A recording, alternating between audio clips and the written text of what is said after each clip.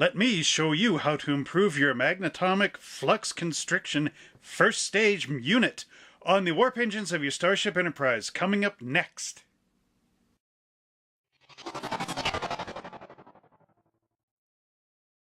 Hello everybody, my name is Trevor Slescu and I'm the owner of Monster Hobbies in High River, Alberta, Canada. Today is another great day where I'm going to show you how to improve the look of your warp engines by helping you correct your Magnatomic Flux Constrictors first stage, which is basically those little plates that sit right underneath the front of the nacelle of your warp engine. Now, AMT, when they built this kit, made them as one solid piece, clamshell kind of thing. So we're going to show you how to improve that and make it look more realistic to the model. So let's go down to the bench and see how I'm going to do that. Welcome back to our bench, and here we have our model again, and we're going to take a look at those Magnatomic Flux Constrictors. Okay, so we have to open our box, of course. We'll just put the lid over here.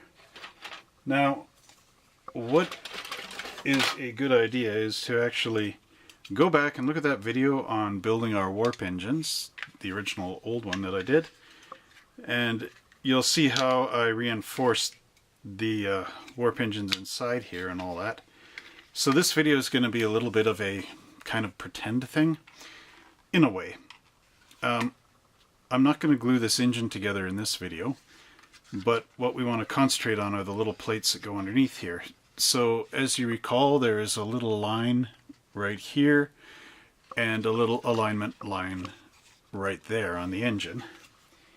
And we need to look in our box here and just find our constrictors. Maybe from here out I'll just call them constrictors. It's kind of repetitive to say Magnatomic Flux, you know. Okay, so I'm just going to cut these out with my pliers. And I only need one, really. So I just put all this over here. And like I said in the introduction, that is the three of them all put together here. And as you may remember, or when you watch the other video, you'll know that one edge goes to this molded in line, and the other edge goes to that molded in line. So there you have your chiller as a one-piece unit, just sitting like that. Now, there's two ways to improve this. So let's go down to the bench here so I can zoom in with the camera and you can see what I'm doing. Here we are again, back on our bench with our warp drive engine and our Magnatomic Flux Constriction first stage unit sitting right here. And you'll notice on the warp engine there's those marks that I was talking about. Let's see. Yes, that line. And there's one on the other side, and when you actually put the chiller unit right there, you'll notice that it will block off those nice rings that are there and just kind of leave that indentation. Now, if you look at your instruction sheet, you'll notice that those are actually broken into three separate units, and you can see the rings through the units. So there's two ways to do this with the chiller, and the first way is actually to take your hobby saw and cut all the way through like that. You know, cut this one off, move the saw over a little bit and cut that. So you're cutting them apart. So you'd be left with three of these separately. Or you could take your saw and cut down until you hit here and make two cuts. One, two, actually 3, 4. And then take your hobby knife and use the blade upside down across this way a bunch of times till you cut through. And that will leave you with these three being attached, but these being open. I'll just go show you an example of this actually. And here we have my original Enterprise model kit, where I did exactly that. I took the unit and sawed down, as you can see there, and now you can see some of the rings through there. But this time around, I'm actually going to cut these apart into 3 components so that you can see how that would look. So we're going to take our Atlas Super Saw, and we will just try to work around the tripod again. Always a problem. Okay, let's see. How can I hold this? Just really do a demo run. Alright, here we go.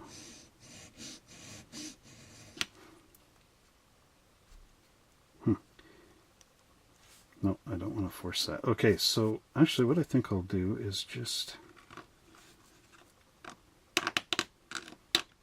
see.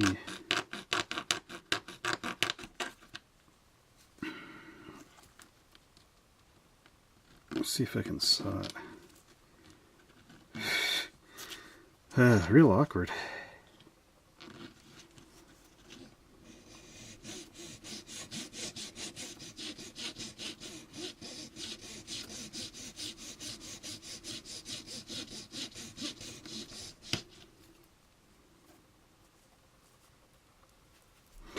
Would be better to saw it downward from the top. The only thing is, how would I hold that? Well, I hate to do this, but considering I have to work around a tripod,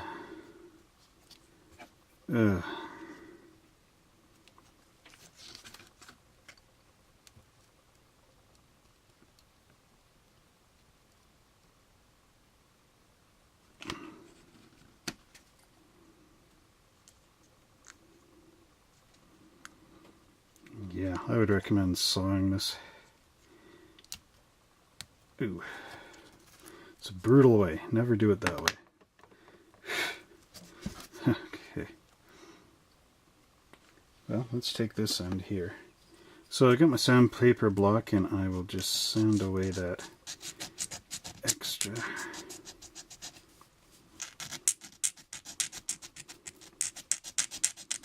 Maybe you want to keep it so you can see where that edge of the sandpaper is going.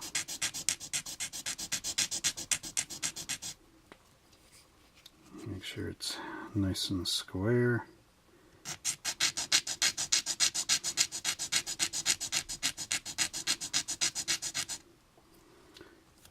So keep in mind you've got a center one here. Oh yes. Before you get cutting, you should take your half round and get rid of these 2 buttons that are sitting there. There. Get rid of those 2 buttons, file them down so you get a nice snug fit against your warp engine there.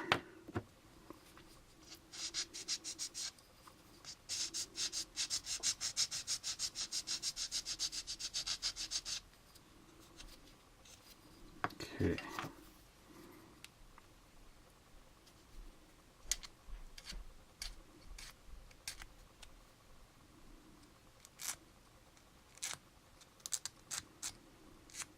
Just clean up that edge with your hobby knife.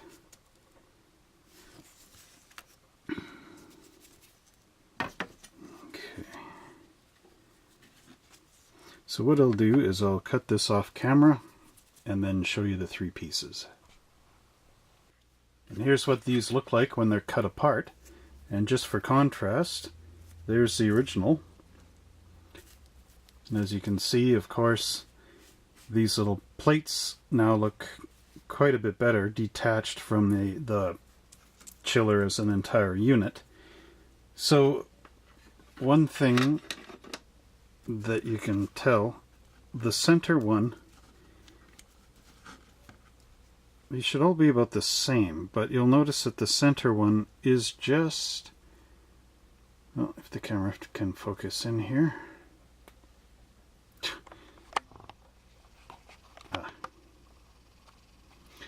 Notice that the one in the center is actually taller than the 2 outer ones. And if you file down your little dots, you can still sort of see them in the plastic there. Maybe not under my lights, but at any rate. So there's our thing. And the front edge, I don't know how well you can see this, but the front edge of these are beveled forward. So I've just roughly clipped our warp engine together just to give you an idea. I'm not going to glue these on the video, but I'm just going to pretend we're gluing these. So the first one should glue on there with that beveled edge facing forward. And then our second one, you want to glue it on this side. So there you've already got the two. And then when you glue the center one in, you've got a bit of room to move it back and forth between the two. There we are. The camera seems to have trouble with the focus lock. Okay, so you'd glue that between there, and then you have that, so now you can move this one back and forth in the center.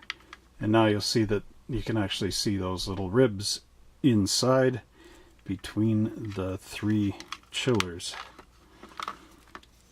So that is basically how you're going to do your new chiller panels to your warp engines. Well, I hope you enjoyed that episode of Monster Hobbies Let's Build It, where I got to show you the Magnatomic Flux Constriction first stage improvements. Yes, quite big words from the old Franz Joseph Tech manual.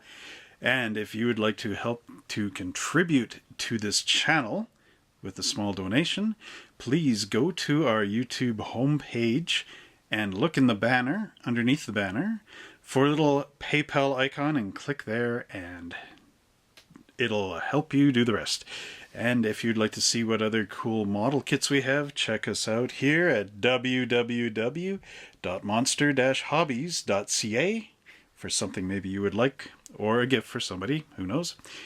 And if you missed seeing how I built the entire warp engine originally right out of the box, please check it out here. Check out these other two great Star Trek videos there, and don't forget to like and subscribe to us right over here. And until next time, live long and prosper, and good luck on your model.